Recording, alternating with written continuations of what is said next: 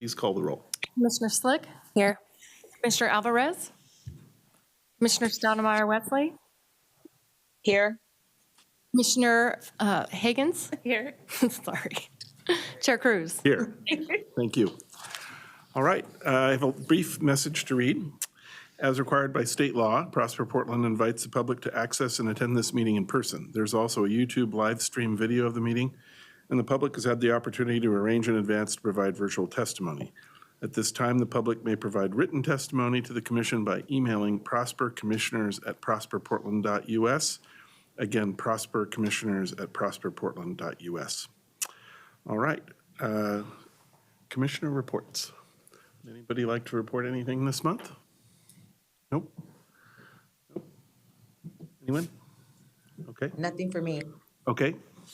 All right, then, we'll move right along. The interim executive director report now with Shay Flaherty-Bettine. Thank you, Chair Cruz, and apologies. There's a lot to cover today and a lot of new staff to introduce. So even though it was a couple of weeks ago, I want to acknowledge that at their October 30th meeting, City Council voted to establish 6 new tax increment finance districts, 3 in the Central City and 3 in East Portland.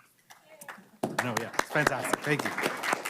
These collectively will provide more than $2.7 billion in public investment in these districts over the next 3 decades to spur economic growth, create jobs, and invest in a range of affordable housing.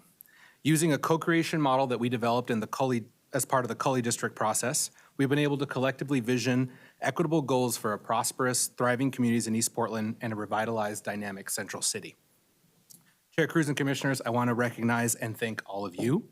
Your support, advocacy, and thought partnership has been essential throughout this effort. I also want to thank Mayor Wheeler, Commissioner Rubio, our former Executive Director Kimberly Branham, and our Deputy Director Lisa Abwaf for their vision and unwavering leadership throughout this process. I also want to thank Prosper Portland and PHB staff for their commitment to the project for the past 18 months. While so many worked on this project internally, I'm particularly grateful to the project team that met every single Monday over the past year. So that's Dr. Catherine, Dana, Roger, Sarah, Kiana, Lisa, Robert, Justin, Shabri, Sean, David, Hope, Tony, Brian, and then Jesse and Rule more from the PHB, and Yume more recently. So you can tell that's only a fraction of the folks that worked on this. But recognizing that the next phase of this work is about to begin, I think it's important to pause and acknowledge that really just how exciting it is and how gratifying it is to work on an initiative that's going to yield generational benefits for all of our city's residents for decades to come. Last month, we also celebrated another Prosper Portland initiative, 5 years of Portland Means Progress. This work, led by us at Prosper Portland, supports intentional purchasing and culture change at Portland employers. We started in 2019 with a small group of early adopter businesses. It's now grown into a citywide movement with more than 140 businesses that represent about 40,000 employees. Overall, collectively, when we measure this program, we've seen that it has led to these businesses spending more than $465 million at local Black, Brown, Indigenous, and Asian-owned businesses. They have also collectively hosted more than 1,100 interns. There are many staff who have worked on this effort over the years, and I want to specifically thank Andrea Gall for leading the effort, along with Yvonne Smoker, Lisa Norwood, Pam Neal, and Yume Delgado for their support. Finally, I also want to mention a very timely few events that Prosper Portland is leading. Earlier today, the Prosper team, in partnership with Pioneer Courthouse Square and the Portland Metro Chamber, officially held a press event with Mayor Wheeler and Commissioner Rubio to kick off the downtown holiday season. This is the second year in a row now that we've held the holiday kickoff event, which is designed to drive awareness and excitement all around all the events, activities, and experiences available in the Central City this holiday season. Today's press event also coincided with the arrival of the holiday tree at Pioneer Square. And then this Saturday, November 16th at 9 a.m. is the opening of our Winter Ice Rink and Winter Village. It's the second year for the ice rink, and we're very excited to welcome visitors in what we hope is quickly becoming a Portland holiday tradition. The ice rink will offer skating discounts for all the patrons of the Central City. So any Portlander that comes downtown and spends at least $20 will receive a $5 discount on their admission to the rink. Downtown hotels are also offering coupons to their guests at a $5 discount for up to 2 guests. The rink is going to be open from 10 a.m. to 10 p.m. every day, starting Saturday, November 16th, all the way through Sunday, January 5th. So we have an extended season. Please see all the details on the rink. To see all these details, please visit, one word, wintericerinkpdx.com. And speaking of great traditions, this weekend of November 23rd and 24th is the 15th, hear that, 15th edition of My People's Market. The market's going to be held at the Oregon Convention Center. It's going to feature more than 160 local vendors. I invite everyone to attend this one-of-a-kind event, and to my knowledge, it continues to be the largest BIPOC-focused market in the Pacific Northwest. For more information, please visit mypeoplesmarket.com. I also want to recognize the passionate and committed team behind all of these events and activations: Burke Nelson, Amanda Park, Ness Zolan, Elise Taylor, Jessica Thompson, Lisa Norwood, and Yume Delgado. Thank you all for your work on this. I also have the great honor of introducing new staff today. I'd like to start by introducing you to Andrew Fitzpatrick, who many of you may already know. Andrew comes to Prosper Portland from the mayor's office and is serving as our agency's interim economic development director while we seek a new permanent executive director. I want to personally thank Andrew for stepping into my previous role while I am otherwise doing this. Andrew served as the economic development director for Mayor Wheeler and has been a critical ally over the past few years, helping shepherd through the approval of Advance Portland, our expansion of the enterprise zone in the central city, the downtown business license tax incentive, city general funds that have supported our work, the new TIF district, and that's just naming a few of the things we've worked on together. But prior to working for Mayor Wheeler, Andrew worked as a policy director for Walmart, a legislative director in the U.S. House of Representatives. He's a technical advisor for several USAID programs around the world, including in Afghanistan and Indonesia. He holds a master's degree in public policy from the Harvard Kennedy School and a BA in government from Colby College in Maine.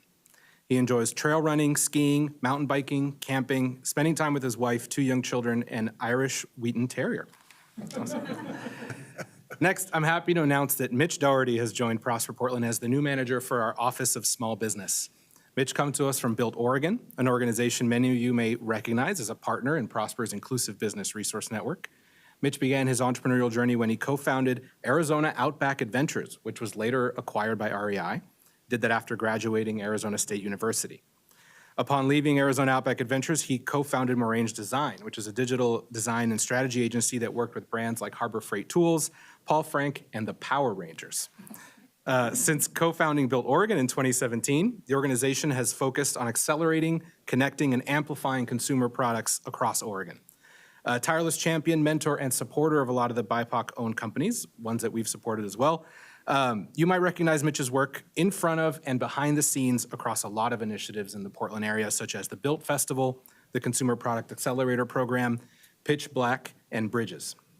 His passion is centered around leveraging our region's unique potential to be the nation's hub of consumer product innovation and entrepreneurship. We're thrilled to have you, Mitch. Welcome to the Prosper Portland team.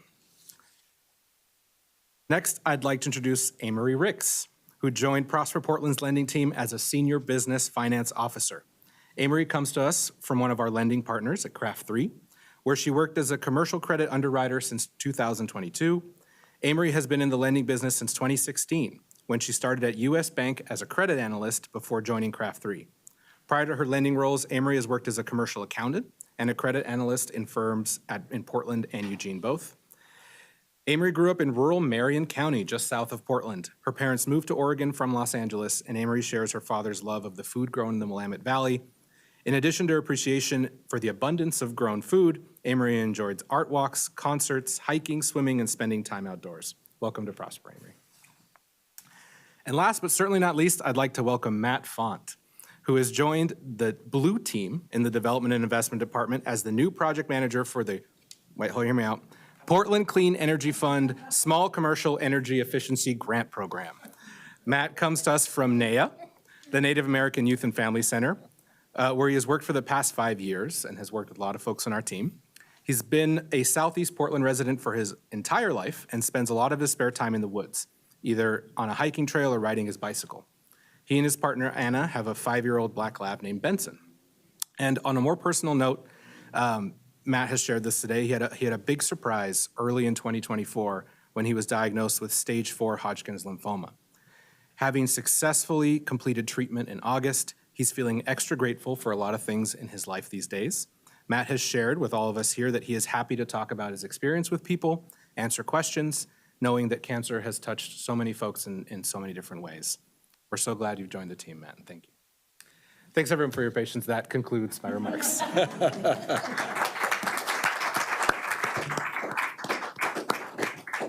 That was great. And just on behalf of the board, welcome to all of you. We're just really grateful to have you and look forward to working with you. And I think it's just an honor and a privilege that this agency continues to draw such terrific people and that you're willing to work here. So, so this is great. Thank you so much. So next we have item number 4. This is meeting minutes. And would somebody like to make a motion to approve the minutes of October 9, 2024? I so move. Thank you. Second. Thank you. All right. Any comments? All those in favor? Aye. Aye. Okay, they're approved. Thank you. Aye. Thank you. Okay, and then Pam, do we have any public comment? None received. Okay, great. All right, next we have the consent agenda. We have 3 items on the consent agenda. Does anyone have any questions, comments? Any need to discuss any of those items? Otherwise, we'll just call for a motion to approve. Okay. Somebody like to make a motion to approve the consent agenda items 6, 7, and 8? Approve consent agenda items 6, 7, and 8. Great, thank you. Second. All right, thank you. Okay, all those in favor? Aye. Aye. All right. Perfect. Okay, next up, we get to the regular agenda.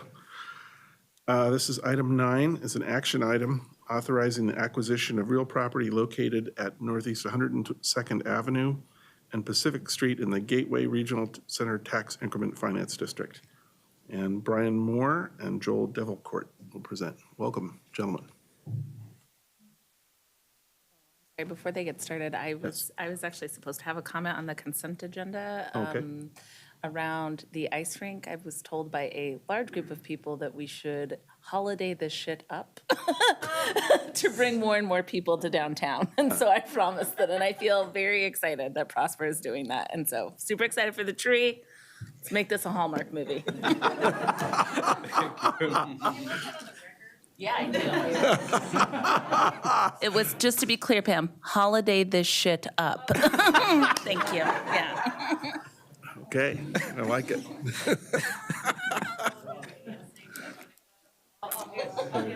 You know, S with an asterisk and a @ sign, maybe, something, yeah. Okay. Thank you. Okay, gentlemen. Good afternoon, Chair Cruz, Commissioners, and Executive Director Flaherty Bettine. Brian Moore, Development Director, I just gave myself a promotion.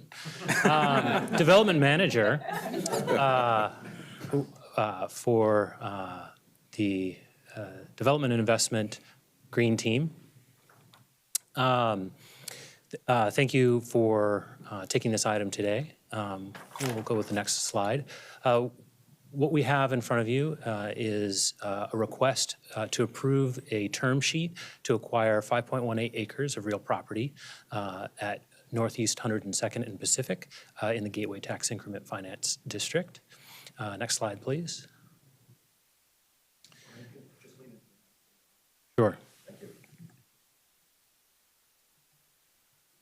This particular project has strong strategic alignment with Advanced Portland, certainly through items 3.7 and 3.8, improving public streets to support vitality of business districts and addressing housing production across the continuum of affordability, as well as alignment with our housing production strategy, focusing on increasing middle-income housing, and really focused around deploying new middle-income financial incentives as well. Next slide, please. So in Gateway, we've had some challenges to move the market to date The district has been in place for quite some time. Originally, the vision was to create 3,900 new units of housing in the district, and development to date is actually only 707 units of multifamily housing. And so we have been looking to find opportunities to really find catalytic development sites in Gateway that we can work with to advance new housing units. Next slide, please.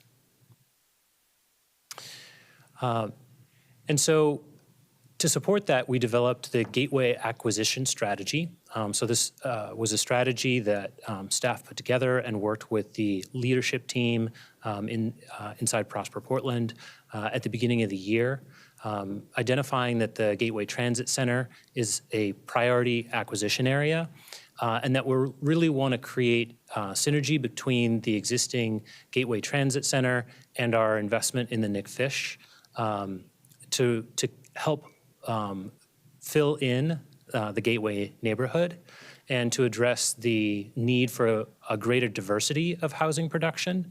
The vast majority of units that have been built in Gateway over the last 14 years have been affordable, deed-restricted affordable housing. And the feedback that we've received from the community is a desire for more middle-income housing so that the small businesses can be better supported by the residents that they are near. Next slide, please. So we have been working in this area sort of generally and with this site specifically for quite some time. Going back to 2016, of course, when the first Gateway Action Plan was approved, this was a key site that was identified at that time. There were numerous conversations with previous owners of the property, really trying to find opportunities to catalyze the development of that site, and conversations at that time resulted in identifying that the market was not at that point in a condition to move the project forward. Again, in 2019 and up until today, we have worked with you to move forward our amendment to the Gateway Regional, the Gateway Regional Center Urban Renewal Plan, really our action plan update as well. So when we amended the Urban Renewal Plan, one of the things that came to light was a request from the David Douglas School District, who owns a property adjacent to the one we're discussing today. And they requested that we help catalyze development in that area through infrastructure investments in public streets. And so we made a commitment to do so when the Gateway TIF plan was updated a few years ago. And so that's where that $3 million commitment came from. And then, as I mentioned, we have worked to update the Gateway Action Plan, which we brought to you earlier this year. And in that action plan, this was identified as a key site for an important housing development opportunity. And in the intervening time, we kicked off conversations with the developer. Next slide, please. To discuss the action plan in more detail, I'll turn it over to Joel. Hello, Chair Cruz and Commissioners. Joel DeValcourt, it seems, maybe not long enough since I was talking about this slide. But we were here in August and then council shortly there. Actually, I think we were here in July and then council in August. And so this is a slide that provides an overview of kind of the main breakdown of where the 2024 Gateway Action Plan and the focused investments that we were building on from community input and the drive from community from across many of the focus groups and subgroups that we had engaged over the last 2 years arrived at these very kind of, dynamic pieces, and just highlighting again that at the kind of the core objectives of our Gateway Action Plan was to support housing opportunity and income diversification, including mixed income projects. So that was one of our kind of like the benchmarks of where we wanted to focus our resources. Along with that was other really important livability concerns, which were encouraging interim uses, activations of property. And so we may get to talk to some of that today, but also this particular area is really important because of the David Douglas School District, which in our action plan is also contemplated as a place for doing kind of interactive work between private development and public activation. So the full 10-acre site is also very relevant for the community and for our investments. Next slide, please. And so just being very specific, just kind of out of our Gateway Action Plan, our first action from the housing portion of that is to attract new neighborhood investment in middle-income housing production. Our budget for it was for $28 million, which would include 2 projects. But as you'll see on the forecasted budget on the right, the $21 million signature project was meant to go towards this specific site. And it was a kind of a deep engagement with community partners in the Community Action Committee, as well as our focus groups, to include that specific project activation as our big signature project, workforce housing development. Next slide, please. And so want to go into some of the specifics of this acquisition term sheet itself. Next slide, please.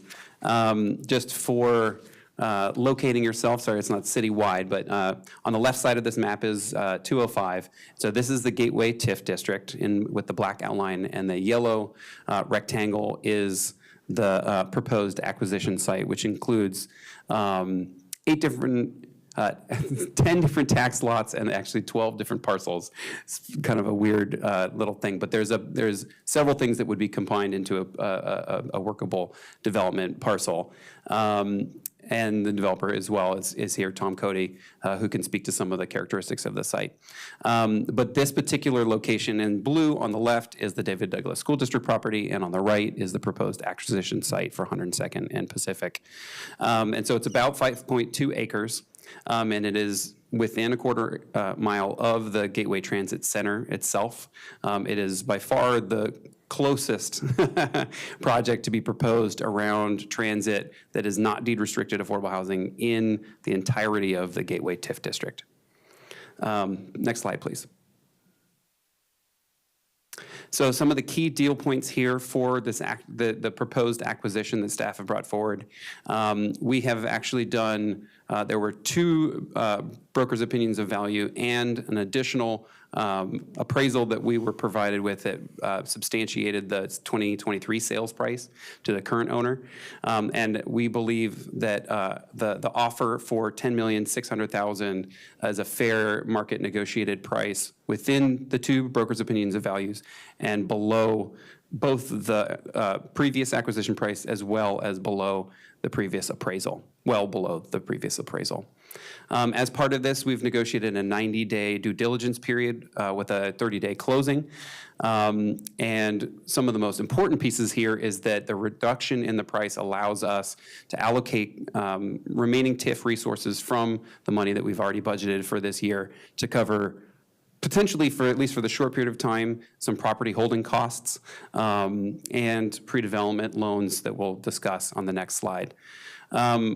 Giving us the power of land ownership at this site is also extremely important for creating a public-private partnership where Prosper actually has a leadership role rather than playing a kind of minor role in just providing loans or just providing responses to the private market, but we actually have an opportunity to shape both equitable development goals and work with community partners in a more direct fashion.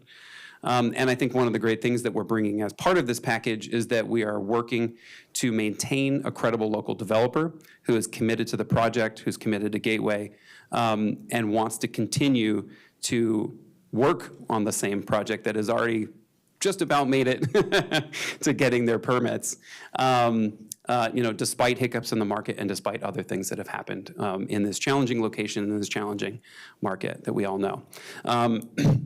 So there's a couple of timelines that are related to this. These are all pieces of our term sheet, and they all have kind of important triggers that give Prosper, I think, an important ability to shape how the development is staged, how it's sequenced over the next several years, and how we can pull this together in a way that is financially sustainable with the current trajectory for Prosper Portland. Next slide, please. There's a lot of text on this slide, so I'm not going to hit you over the head with every word on it, but we wanted to provide the real meat and potatoes for the public, as well for the deal points that are about the option agreement that allows the developer to stay on. And some of those can be talked about as well with the invited testimony. But the pre-development obligations on the right-hand side, I want to call your attention to that. So in order for the option agreement to move forward, the developer will essentially be doing pre-development work over the next several years till the market improves in order to provide very, very important kind of market analysis, as well as how to capitalize this project and work within the challenging market that we have right now. That kind of speaks back to the housing production strategy, which is we do need some innovations in middle-income housing to make it work.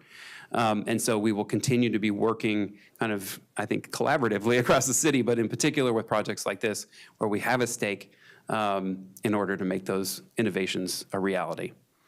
Next slide, please. We come to the conclusion. So we know that there's, likely to be some questions, but I also leave it. We have 2 invited testimony. All right. Chair. Great, thank you. Why don't we go ahead and have our invited testimony then, and then we'll come back for any questions or comments. That was good. Thank you. So we have Mr. Cody and Ms. Christopher.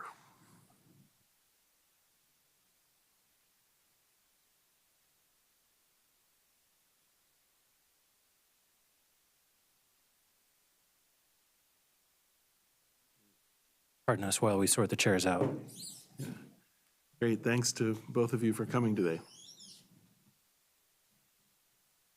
I have to remember how to turn these things on. Thank you, commissioners, for having me today. My name is Frida Christopher. I was the co-chair of the Community Advisory Committee for this Gateway 5-year strategic planning process. I also served on the original URAC for Gateway, so my involvement in Gateway goes back 20 years. Plus, I've been a property owner for over 30 years in Gateway. I also have co-chaired the EPAP Housing Committee for over 10 years, and I'm currently the EPAP General Co-Chair. But also, as you noted, Joel noticed David Douglas. I served on the David Douglas board for 32 years, so I was part of all these negotiations and everything to doing with our property.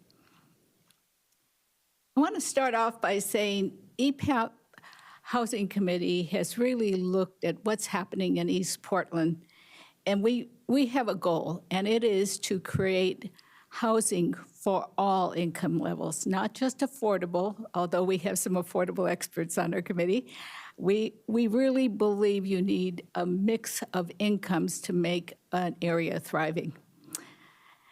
The importance of this Modomi project is, well, number one, past TIF set aside has been spent on affordable rental units, with over 500 units being developed, being built, or being built mostly, concentrated in the 99th and Gleason area. The committee, with community input, noted that there was a great need for workforce housing and home ownership. In the 20 years of the URA, it was hoped that that Oregon Clinic project that started out early on would be the catalyst for additional development. Unfortunately, nothing happened.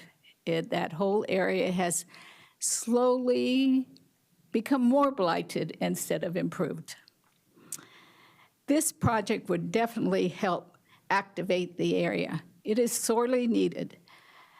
The advisory committee spent a lot of time discussing what was needed to get Gateway going. And with this opportunity, it was a consensus that this could possibly be that catalytic project. It would do some other things too. It has proximity to the green, blue, and red line, which will encourage additional transfer ridership. The workforce in Clackamas, downtown, and the airport would benefit from this location of workforce housing.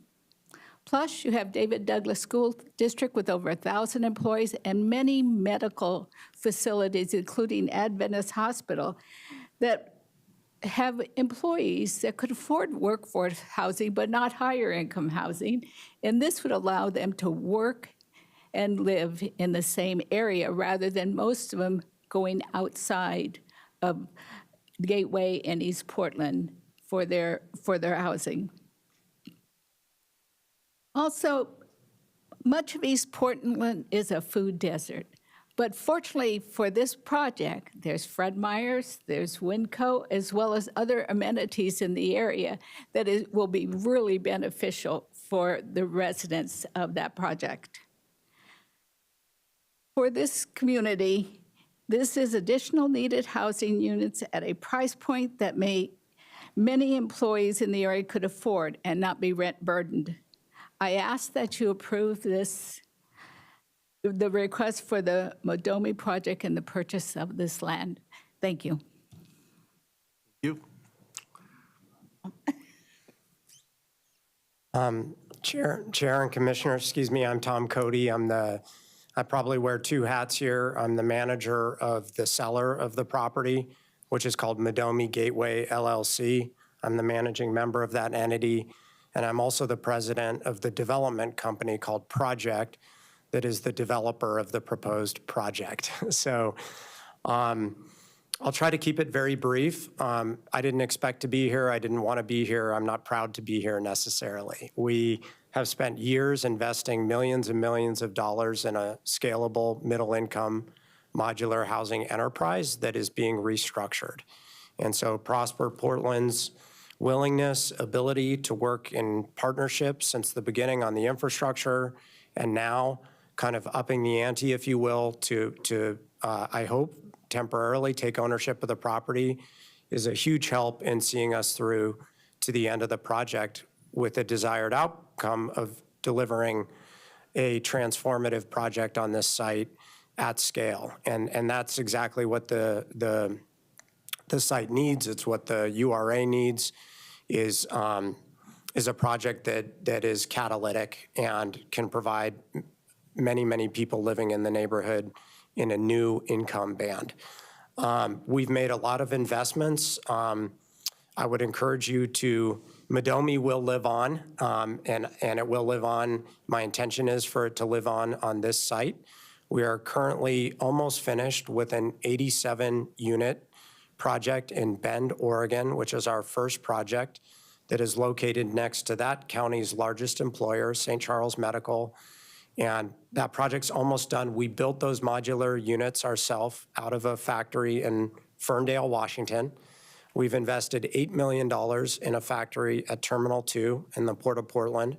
So I'm currently also working to restructure that arrangement and work with new partners on getting that factory and our investment up and running in that factory to produce modules to serve Gateway and other. There's a deep, broad need for reasonably priced middle-income housing, obviously, across the state. And so that is our intention, is to start up that factory and answer that call. I would say that this is both strategic and opportunistic. We paid $11.1 million for this property, $11.07 million to be precise. We spent just over $13.2 million on the development project. So there's a significant write-off involved and a loss involved in your purchase of the property. So that's the opportunistic part. The strategic part is it's very unusual to get such a large, flat, developable, infrastructure-served piece of property on transit that can be combined with another 5 acres to do something very, very meaningful. So I think it's extremely strategic. That's why we bought it. That's why you will have our continued attention and focus on helping it move towards a development and actual vertical construction. So thank you for your interest and your involvement, and I'm here to answer any questions. Thank you very much. Thanks to both of you for coming. So, who would like to start? Anybody have any questions or comments?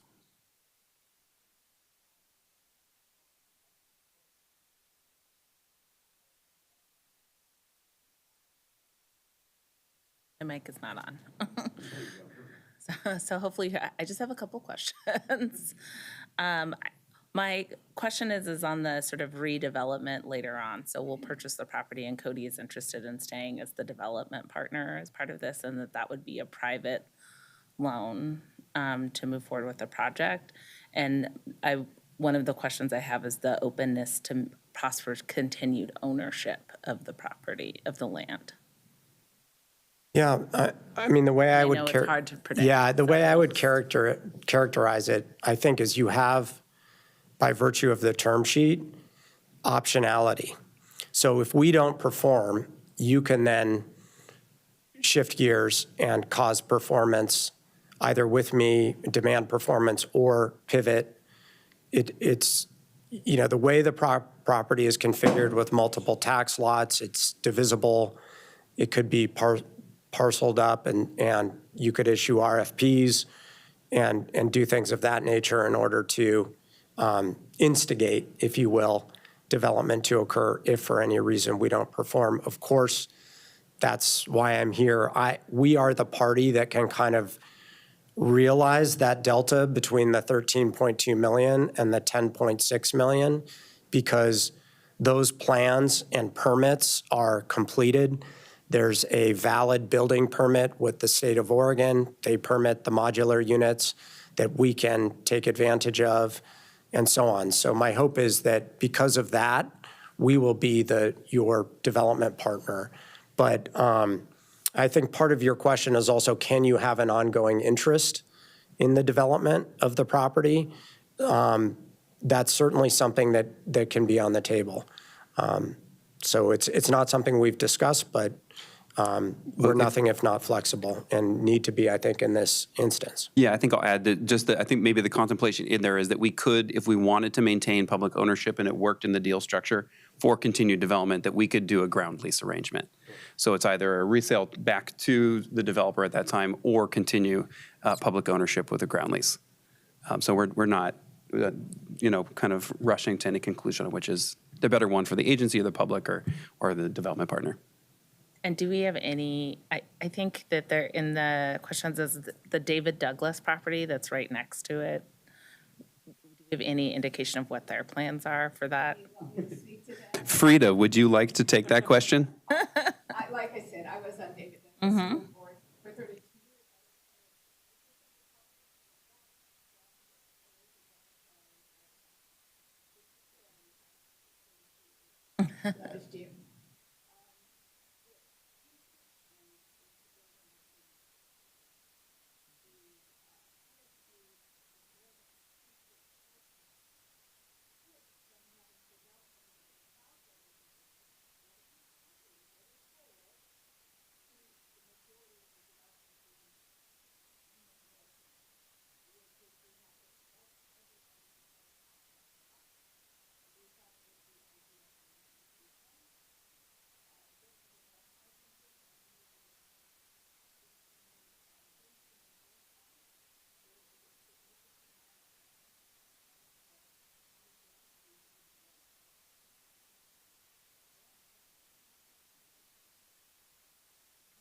Oh, I'm sorry, I thought it was on.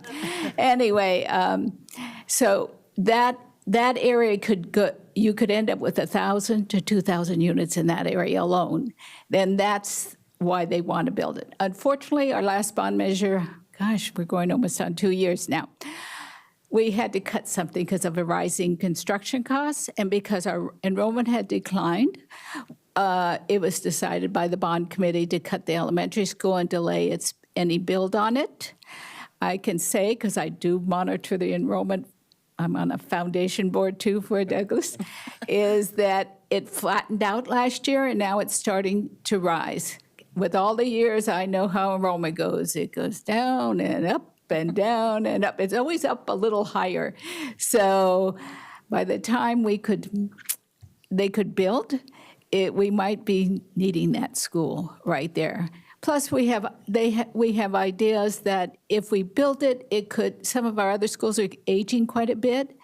We could possibly use it as an interim school while they deal with fixing some of the larger projects that need to be fixed. And in between, we do want to work together with Prosper to activate it in some way so that there's activity there, because we know that's going to be important not only for the area, but for the Modomi project. Did I answer it well enough? Great. That's great, great Well, thank you. background. And just one last note to that, which is that the arrangement to activate the David Douglas School District property was a part of the board-approved development agreement that we had between the three parties. And it's also in the budget to have activation dollars specifically budgeted for that property, as well as others in the area, so that we could build on the development momentum and activate the property so that it doesn't sit for, half the block, Yeah. sit vacant for potentially a decade or more. That was not in the Just other community's development, interest. okay. Comments, questions? I think when I was reviewing this, and I know we had conversations about it, my concern was about why this property and why this was so critical. So I appreciate you touching on that during your presentation. I don't think I have any further comments. Yeah, I think I did enough grilling earlier, so thank you. Yes, I think my questions have all been addressed one way or another as we've gone along, so I have nothing further to add. Commissioner Stoudemire Wesley, do you have any comments or questions?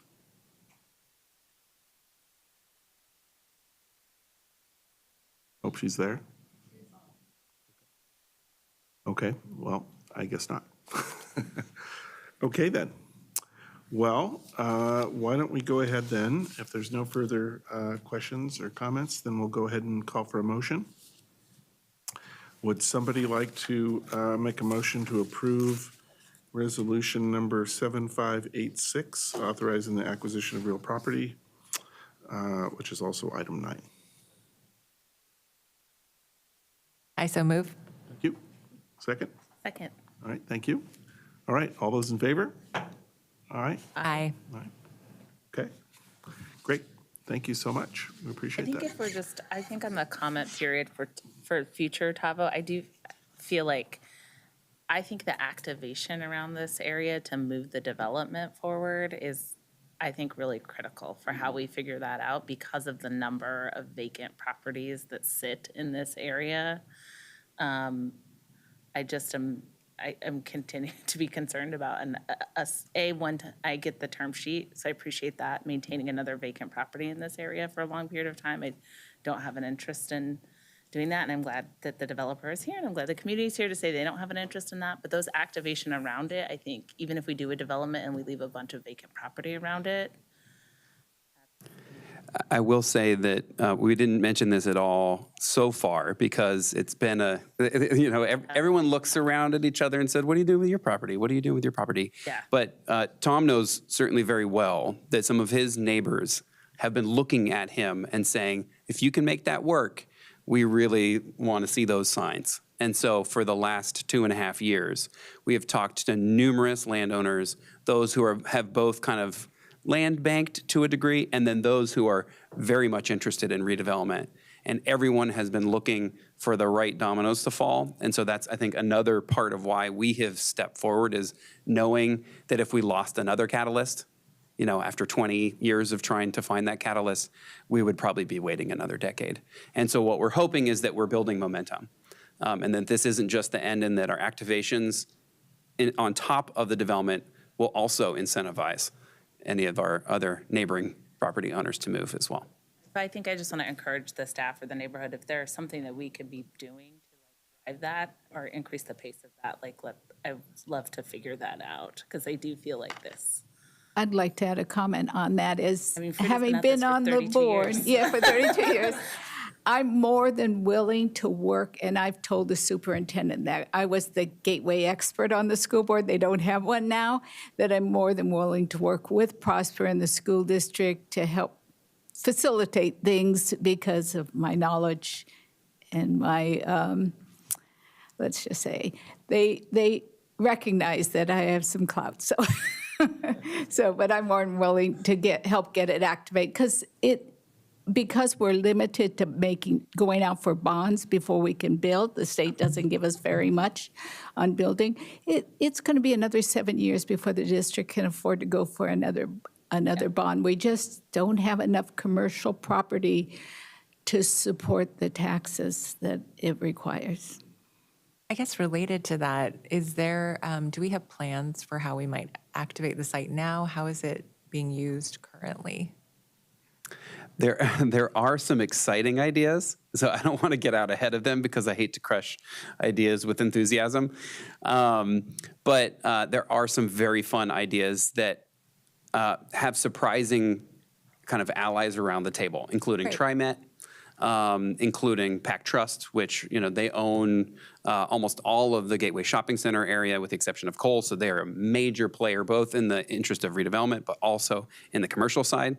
They want Fred Meyer to succeed. And so they've all been around the table thinking of ideas of what we can do. And I think that there are some really great ones that tie also into the transit network and kind of creating a little bit of regional draw, but the regional draw can't be isolated on an empty block. So the development is really critical. They have to go hand in hand. But yeah, I think that there's really exciting things. But again, I don't want to name them specifically and have any curses. But Great. And I just want to say this out loud, and Tom, I'm not doing this to cast a shadow on the hope that you will be moving this forward sooner rather than later. But I think the reality is we could be sitting on a vacant site for many years. And so I think having an interim plan for the community is, it's going to be absolutely, valuable. yes, yeah, that's top priority for us as well.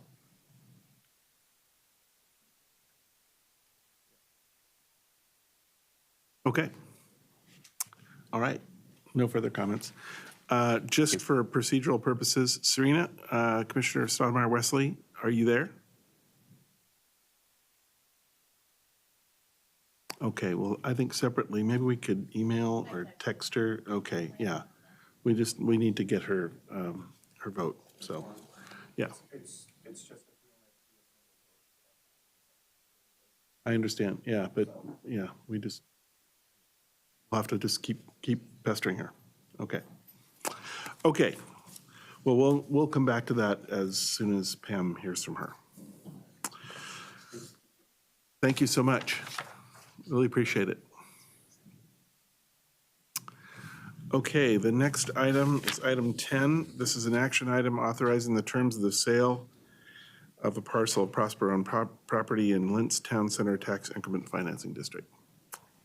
And Brian, you're still Chair here. Cruz, Commissioners, Brian Moore, Development Manager with the D&I team.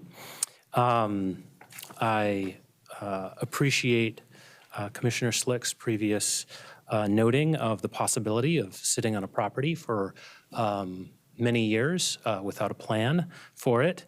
And the action that I bring to you today is for the approval of a term sheet to dispose of such a property of 0.14 acres of real property in the Lentz Town Center Tax Increment Finance District. Next slide, and we can actually just jump ahead to 2 slides. There we go. So the strategic alignment for this particular request is really focusing on the financial sustainability plan. This is a parcel that we have owned for quite some time, and it is what we have informally referred to as a remnant disposition. The price that we've negotiated exceeds the price that we've modeled in our financial sustainability plan return, and the proceeds will be directed to support both operations and ongoing support for some of our grant programs that we have had in the Lentz TIF district, particularly focusing on the Foster area where the recent board and council action removed the Foster section of the Lentz TIF district and has made them no longer eligible for programs like PIPs and CLGs. And so a portion of these funds will be directed towards those programs made available to the businesses along Foster, as well as, of course, funds being directed to our strategic investment fund. Next slide, please. Go another slide. So this property has some history. It goes back to the mid-1970s when I-205 was being constructed, and PBOT did a reconfiguration of the Foster Woodstock couplet in that area where Foster intersects with I-205. Prosper acquired the property in the early 2000s, and we held it for quite some time. We issued a request for offers in 2022. We had no feasible offers received at that time. We had an appraisal done at that time that had an assumption that it would be combined with other lots. That I think established a price that was maybe overly optimistic given the constraints that this particular parcel faces. And as a result of the no feasible offers received, staff reached out to the adjacent property owner to see if they were interested in purchasing the property. And so they said that they would be interested, and so a direct negotiation began in 2023. And then with the closure of the TIF district, the Lentz Town Center TIF district, that would put a limit on resources available for the potential redevelopment of this site, as well as putting a strain or putting a need for additional cash resources to backfill other programs. Next slide, please.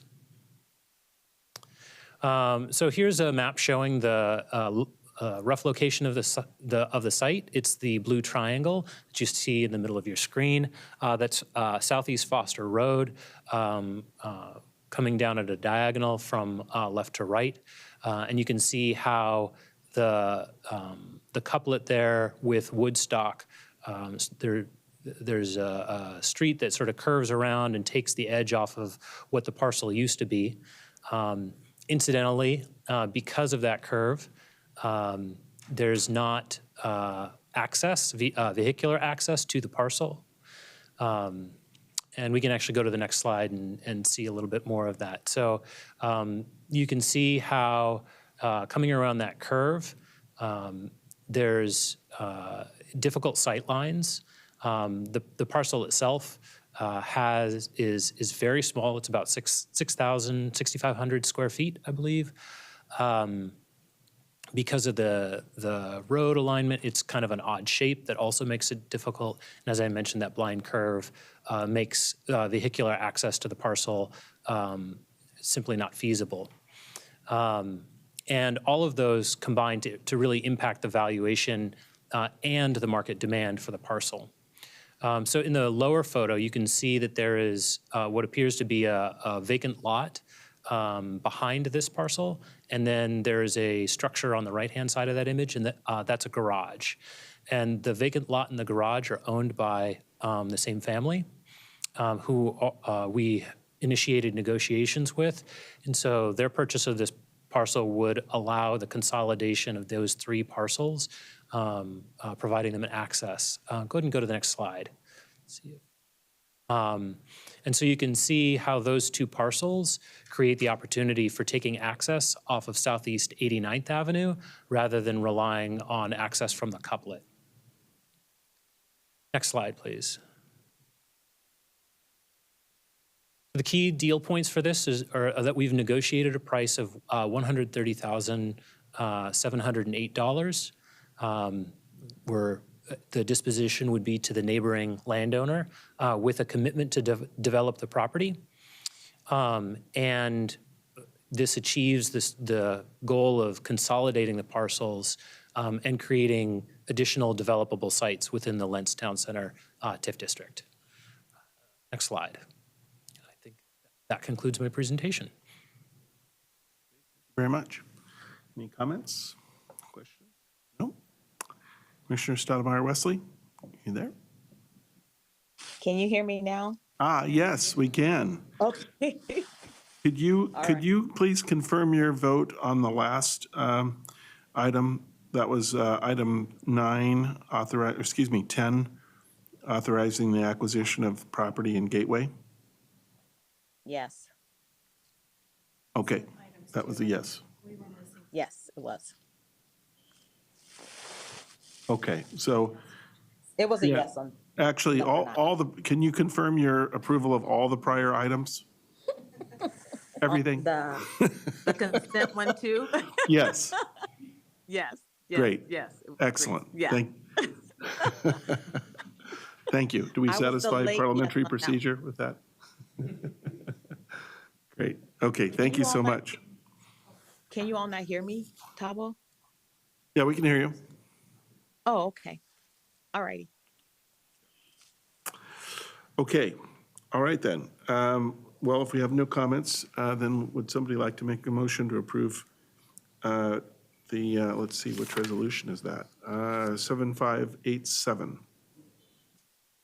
Approve Resolution 7587. Great, thank you. Second. All right, all those in favor? Aye. Great, thank you. Passes, thanks very much. Appreciate it. Thank you. Yeah. Yeah. Yes.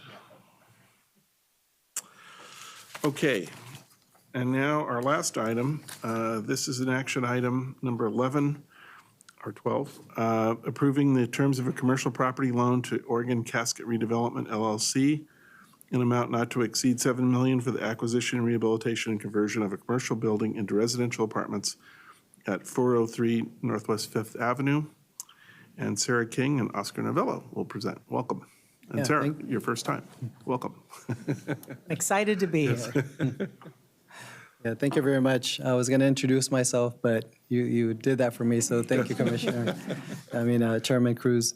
Thank you. Good afternoon, Commissioners and Chairman Cruz. I'm here joined by Sarah King, my colleague, who's the project manager for the Old Town TIF District.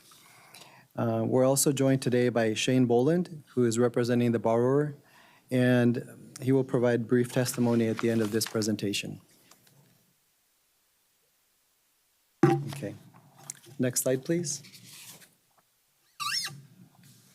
Yeah, we're here today requesting your consideration for the approval of a commercial property loan to Oregon Casket Redevelopment, LLC, in an amount not to exceed $7 million for commercial to residential conversion of property located at 403 Northwest Fifth Avenue. Sarah will walk us through the next several slides. Next slide, please. Good afternoon, Chair Cruz, Commissioners, and Interim Executive Director Flaherty Bettine. My name is Sarah King, and I am proud to be the District Manager for Old Town here at Prosper Portland. This is my first opportunity to address you all, and I'm delighted to have a chance to talk to you about this project. I think it's very exciting. Next slide, please, Justin. Oh, wait, nope, not next slide. I'm sticking to my notes because I'm really nervous, so I'm going to jump around. Your action on this loan will help deliver on two actions outlined in Advance Portland. The first is under Objective 3.1, which is to increase mixed-use housing in areas lacking residential use. This is a great example of that. And the second is under Objective 3.8, which is to address housing production across a continuum of affordability. Your action will also help support the Old Town Chinatown Action Plan to create a safe, vibrant, and economically healthy neighborhood. The following slide will provide additional background on how this will be achieved. Next slide, please, Justin. So just for some context around our budget, as of right now, we have about $30 million in program income allocated for investments in projects that meet the goals outlined in the Old Town Action Plan. It's worth mentioning that these goals all aim toward the North Star of the district, which is creating healthy, balanced ecosystem for the people who live, work, and own businesses in this area. The Casket Building is part of a larger concentration of strategic investments. We have allocated grant funding for additional lighting in the district, as well as feasibility studies to improve and expand some of Old Town's historic buildings and cultural institutions. We are in active negotiations around our investment in the Made in Old Town project, which you've probably heard about, and I'm sure we will be bringing to you in the near future to discuss further. And that project is poised to bring new manufacturing into this area. And with the millions being invested in this new manufacturing project, the need for housing in this district remains a top priority. Next slide, please. The Old Town Community Association supports this project and has been instrumental in the development of the action plan. I meet with the OTCA weekly, sometimes 2 or 3 times a week. I also meet with business owners and stakeholders on a daily basis in the district. And the positive support and feedback around this particular project really cannot be understated. I've had a lot of really great feedback about it and happy to talk about it anytime anyone will listen.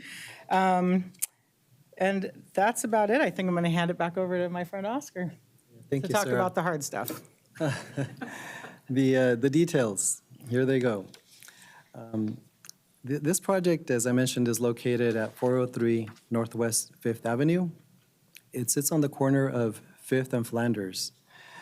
The building was constructed in 1897, that's 127 years ago, by the Oregon Casket Company, hence its name, the Oregon Casket Building, which at that time was one of the largest dealers of undertaker's supplies in the entire western United States. That's amazing. Later, in approximately the 1940s, it also became home to the Caliber Hotel Supply Company. Unfortunately, in the more recent decades, the building has been listed on the city's list of unsafe buildings. However, because of its historic value and the need for housing in Old Town, the borrower is working to add it to the National Register of Historic Places and convert its use from commercial warehouse to residential units. Next slide, please. The borrower is Oregon Casket Redevelopment, which is a partnership that is being led by Jonah Gamblin, a local architect, and Owen Gabbert, who is a local developer and contractor. The borrowing entity is owned by 4 LLCs that are actually outlined and mentioned in the resolution's Exhibit A.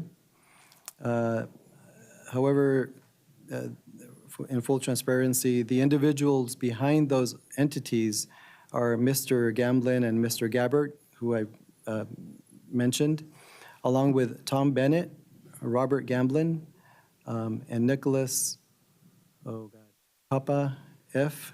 Themius. Sorry, Nicholas. As part of the sales agreement, the seller will receive historic rehabilitation tax credits through a 5-year pass-through agreement, but will no longer have an ownership interest. The project will create 34 units and 1 commercial space. 32 of those units will be studios, and 2 of them will be live-work apartments. And in compliance with the city's inclusionary housing requirements, which are 20%, or in this case, 7 units, will be restricted to families making under 80% of area median income. The remaining units will be required to rent at or below 120% of area median income for the term of the loan. Next slide, please. The total development costs are estimated at $9.5 million, and if approved, the borrower anticipates a 5 to 6 month design and land use process, followed by 6 months of permitting.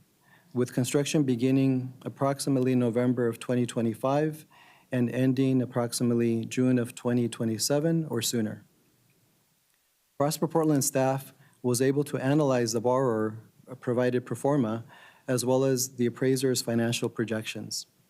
And in both cases, the debt service coverage ratio is greater than Prosper Portland's minimum requirement of 1.1.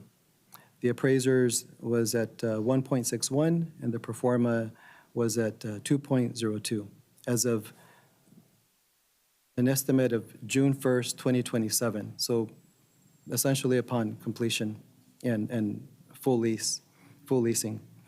Prosper Portland will secure the loan with a deed of trust in first position, but there is a risk that the collateral value is lower than the loan amount. And this is because the 8.8 proposed value upon stabilization is actually composed of three separate values. Number one, the appraiser's indicated value of 6.2 million. Number two, the 2.2 million value of Prosper Portland's beneficial financing terms. And number three, 410,000 value of tax abatement.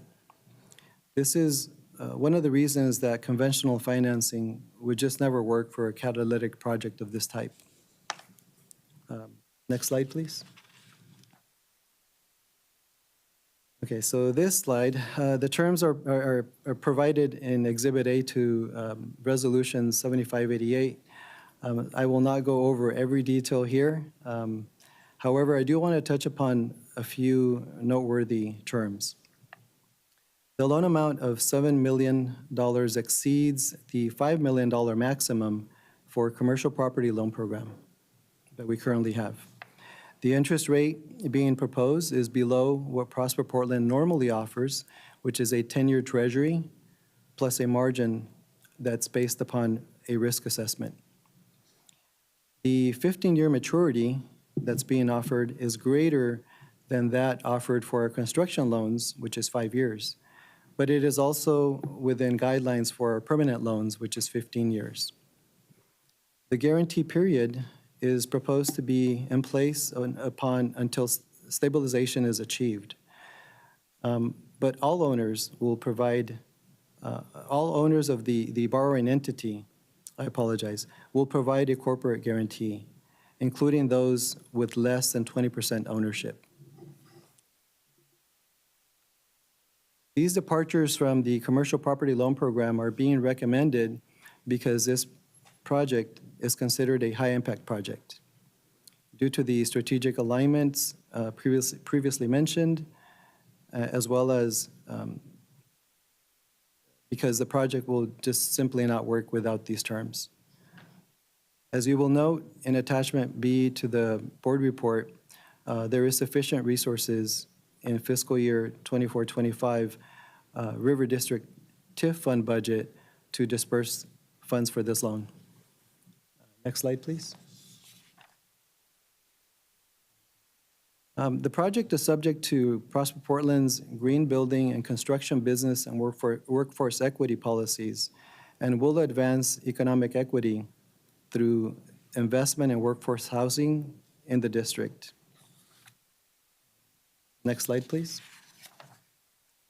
And at this time, I would like to invite Mr. Shane Boland to the table. Mr. Boland is the Director of Development for Owen Gabbert LLC, which is one of the proponents of this project. Welcome. Thank you for the introduction, and I'm pleased to be here. Everything was covered pretty clearly, but I want to highlight a few points that I think are salient in relation to this project. It's a really unique opportunity to get an office building that's laid out in the configuration this one is that can be adapted to residential in a much easier way than, got it, thank you, than much larger footprint office buildings. Also, the building's not listed on the historic registry, but is eligible to do so, which lets us acquire the building for a dramatically below market rate and allows us to then pass through those tax credits to the seller.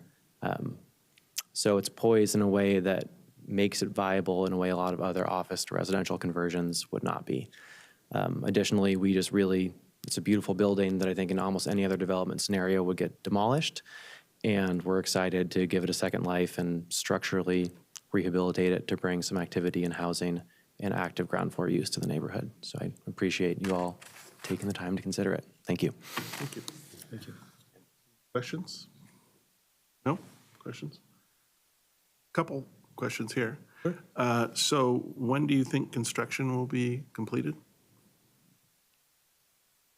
So we would be considering kind of a year out from now to start construction, then 14 months would be our estimated construction window. I think you gave us a little 2.5. buffer, so I appreciate that, but that's. 2.5, that's 3 expected. years? is what you're That's right, thinking? yeah. So you have interest only for 4 years, then 2.5 or 3 to complete The construction. intent there, right, yeah, get stabilized with a buffer in the interest-only period, then have it convert over.